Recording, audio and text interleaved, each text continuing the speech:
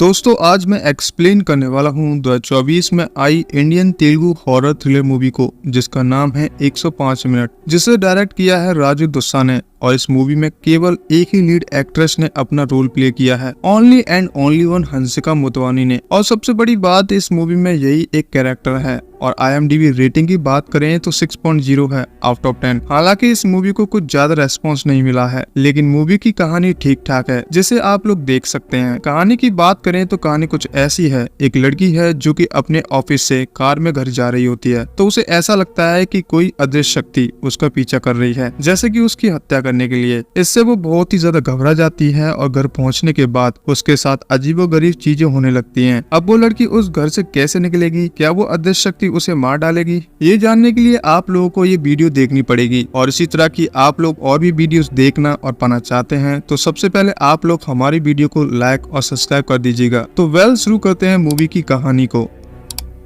Movie की starting में हम लड़की को अपने ऑफिस से अपनी कार में घर जाते देखते हैं। जब रास्ते में उसकी पेट्रोल खत्म हो जाती है तो वो पेट्रोल भरवाने के लिए एक पेट्रोल पंप पर जाती है, जिसका नाम जानू होता है। अब वो अपनी कार में पेट्रोल भरवा के अपने घर की तरफ जाने लगती है, जहाँ पर अचानक से उसके सामने वाले मिरर में किसी की आंखें दिखाई देती हैं, जैसे कि कोई उसकी पीछे वाली सीट पर बैठा हो और गुस्से में उसे ही देख रहा हो। लेकिन जबकि हम देख पाते हैं कि पीछे कोई नहीं था। अब उसको ये बात काफी अजीब लगती है, लेकिन जानू फिर भी इसको नजर अंदाज करते हुए घर की तरफ बढ़ने लगती है, क्योंकि उसको लग रहा था शायद ये काम की वजह से उसके साथ ऐसा हो रहा होगा। खैर इसी दौरान वो बार बार अपने बॉयफ्रेंड को कॉल कर रही थी, जो कि उसका फोन वो उठाता ही नहीं है। अब घर आकर जानू थोड़ा सा आराम करने लगती है। उतने में ही हम देख पाते हैं कि घर की लाइट्स अपने आप ही बंद चालू हो रही हैं और नल का पानी भी अपने आप बहने लगता है। अब जानू इन चीजों को भी नजर अंदाज करते हुए नल को बंद कर देती है और फिर से अपने बॉयफ्रेंड को कॉल लगाने की कोशिश करती है, जिसके कुछ समय बाद ही फाइनली उसे अपने बॉयफ्रेंड की तरफ से भी कॉल आ जाता है। लेकिन कॉल उठाने के बावजूद भी उसे सामने से किसी की आवाज नहीं आती। वो इससे काफी ज्यादा परेशान हो जाती है और जाकर कपड़ों के साथ ही बाथ टैब में नहाने लगती है, जिसके अगली पल उसका बाथ टैब अचानक से ही उसके घर के सामने वाले जंगल में आ जाता है, जो कि बहुत ही अजीब बात थी। और यह देखकर उसे भी समझ नहीं आ रहा था कि ये कैसे उसके साथ हुआ है। कुछ ही वक्त पहले वो अपने घर के अंदर थी। अब जानू फिर से घबराते हुए घर की तरफ जाने लगती है, जहाँ पर बीच रास्ते में ही वह किसी अदृश्य दीवार से टकरा जाती है। एक ऐसी दीवार जो कि उसे वहां से भागने नहीं देती। उसका रास्ता दोनों तरफ से बंद हो गया था और वह दीवार जानू के घर तक ही जा रही थी। अब जानू किसी तरह से उस दीवार को टच करते हुए अपने घर की तरफ पहुंचती है, जहां पर घर आती है और उसे किसी की आवाज आने लगती है, जो कि जानू को जानू कहकर पुकार रहा था। अब यह बात सुनते ही जानू बहुत ज्यादा डर जाती है और घर में हर तरफ मदद के लिए चिल्लाते हुए भागने लगती है। जिसके दौरान हम नोटिस करते हैं कि ये जो कोई भी चीज कर रही थी वो कोई अदृश्य ताकत थी, यानी कि कोई ना कोई आत्मा थी, जो कि उसको कमरे में उठाकर फेंक देती है। जहाँ पर जानू अपने आईने में अपनी ही परछाई को देखती है, जो कि आईने पर अपना सर बार बार पटक रही थी और खुद को घायल करने लगती है, जिससे कि असल में जानू के सर पर भी चोट लग जाती है और वहाँ से खून बहने लगता है। जिसके बाद फिर जानू मेन हॉल में आकर पूछने लगती है कि तुम कौन हो, जिस पर वो आत्मा चिल्लाकर उससे कहती है कि जल्दी से अपने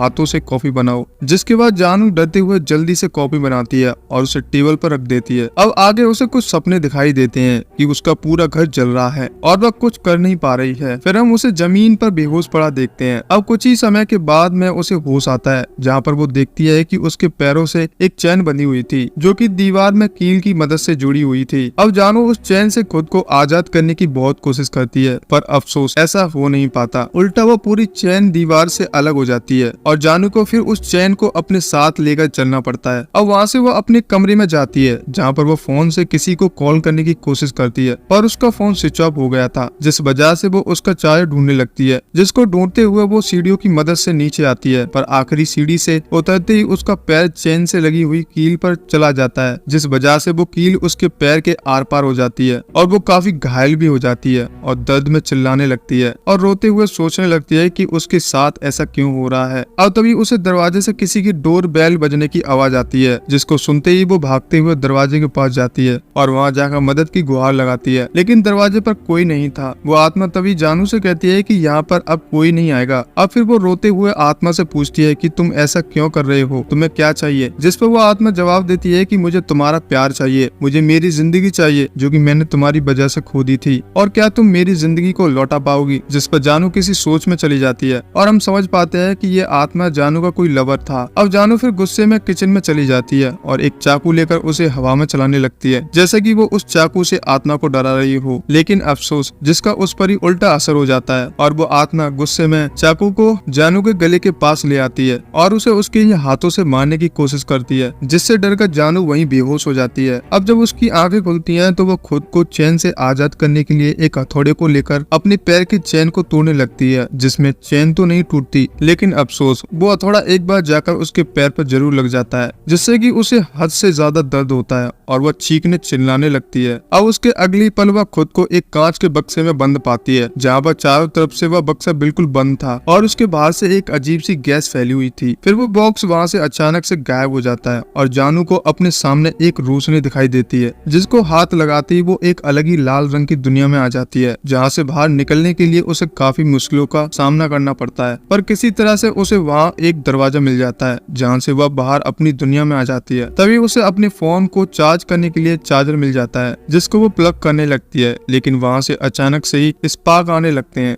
जिसके बाद घर की लाइट तक चली जाती है। अब यहाँ से कैमरा अपने आप हॉल में शिफ्ट हो जाता है, जहाँ पर हम हॉल के कोने में किसी को बैठे हुए रोता देख पाते हैं, जो कि कोई नहीं बल्कि जानू थी। असल में वही आत्मा थी जिसने जानू का रूप ले लिया था। अब रियल में जानू उसको देखकर काफी डर जाती है और वहीं सोफे के पीछे छिप जाती है, जिस पर वो आत्मा उसको कहती है कि तुम खुद को देखकर क्यों रो रही हो। जिसके बाद वो दूसरी जानू यानी कि आत्मा वहाँ से गायब हो जाती है। अब इन चीजों के बीच थकान की वजह से जानू को बहुत ज्यादा प्यास लगने लगती है। वो किचन में पानी ढूंढती है, लेकिन उसे पानी नहीं मिलता। जिसके बाद जब वो हॉल में पानी ढूंढते हुए आती है तो तब वो आत्मा उसको कहती है कि लगता है तुम्हें कुछ ज्यादा ही प्यास लगी है, तो यार ले लो पानी। और इतना कहकर वो जानू के ऊपर ढेर सारा पानी फेंक देती है। फिर हम काफी अजीब से सीन को देख पाते हैं, जिसके अंदर हम जानू को पानी के अंदर नोटिस करते हैं, जहाँ पर उसके पैरों से चैन अभी भी बंधी हुई थी और वो चैन जमीन से बंधी थी। देखने में वहाँ पर ऐसा लग रहा था कि जैसे वो कोई फिश टैंक के अंदर हो। पर तभी जानू की आंखें खुल जाती हैं और उसको समझ आता है कि यह सब तो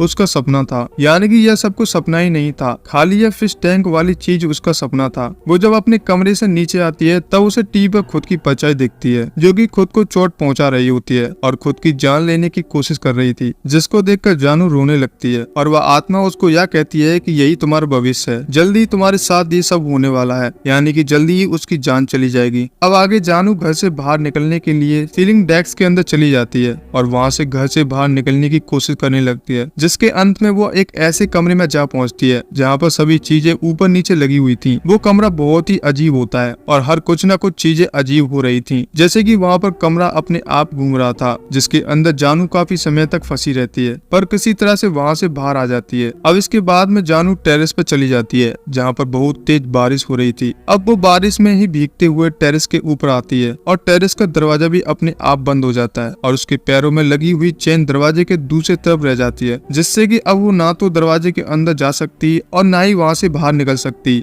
और यहीं से इस मूवी का सबसे भयानक सीन आता है। अब जानू को कैसे भी करके इस तेज बारिश से बचना था, जिसकी वजह से वह उस चैन को तोड़ने की कोशिश करती है, पर कितनी बार भी कोशिश करने के बावजूद भी वह नाकाम रहती है। जिसके बाद वह खुद को चैन से आजाद करने के लिए बहुत ही दर्दनाक रास्ता चुनती है, जिसके अंदर वह चैन को धीरे धीरे पैरों से घसीटते हुए निकालती है, जिसमें आखिरी तक चैन तो निकल जाती है, लेकिन उसके साथ उसके पैर की खाल भी निकल आती है और वहाँ से वो लहू लहान हो जाती है। उसका ढेर सारा खून निकलता है और वो दर्द में पागल होने लगती है। वह खुद को कोसने लगती है कि आखिर उसने ऐसा क्यों किया। जिसके बाद वह किसी तरह से टेरेस के टॉप पर जाती है, जहाँ पर हम बैकग्राउंड में जानू और एक लड़के की बातें सुन पाते हैं। जो लड़का जानू का ही लवर था, वो लड़का अनु को शादी के लिए प्रपोज करता है, लेकिन जानू उसके प्रपोजल को ठुकरा देती है, उसका बहुत मजाक उड़ाती है और उसे ऐसा महसूस कराती है जैसे जैसे वो उसकी औकात के बाहर है। इतना सुनते ही हम देखते हैं कि जानू टेरेस से कूदकर अपनी जान दे देती है और ये सीन यहीं पर कट हो जाता है। अब अगली सीन के अंदर कहानी अचानक से पूरी तरह बदल जाती है, जहाँ पर हम देखते हैं कि जानू असल में यह कहानी लिख रही है, जो कि एक सच्ची कहानी है जो कि जानू की दोस्त के साथ हुई थी, और जानू खुद को इमेजिन करके उस कहानी को लिख रही थी, जहाँ पर ये सारे के सारे सीन हो रहे थे। अब इसके बाद जानू को अपनी बॉयफ्रेंड का कॉल आ जाता है, जिससे वो बातें करने लगती है, पर तभी उसे उसी आत्मा की आवाज सुनाई देती है जो कि उसको जानू कहकर बुला रहा था। और इसी के साथ इस मूवी की यही कहानी समाप्त होती है।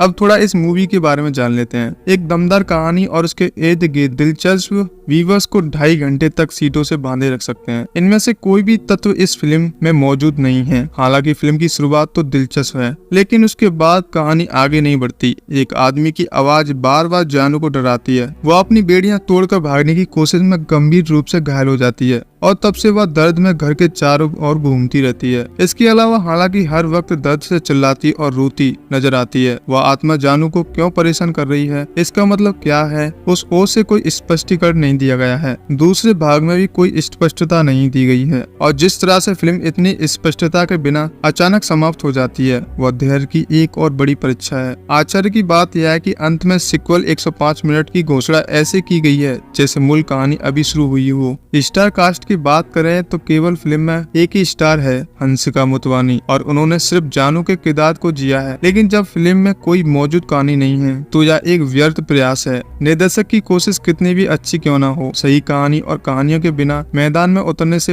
अपेक्षित परिणाम नहीं मिलेगा। तकनीकी तौर पर बैकग्राउंड म्यूजिक फिल्म का मुख्य आकर्षण है। भले ही कोई कहानी ना हो, लेकिन संगीत ही है जो यह एहसास कराता है कि इसमें कुछ है। दोस्तों, कैसी लगी आज की कहानी? मैं उम्मीद करता हूँ आप लोगों को कहीं ना कहीं ये मूवी अच्छी लगी होगी। अगर अच्छी लगी हो तो प्लीज कमेंट करके जरूर बताना कि आप लोगों को ये मूवी कैसी लगी। तो फिर मिलते हैं दोस्तों नेक्स्ट मूवी के साथ। तब तक के लिए आप चैनल को जरूर सब्सक्राइब कीजिएगा। थैंक यू सो मच दोस्तों।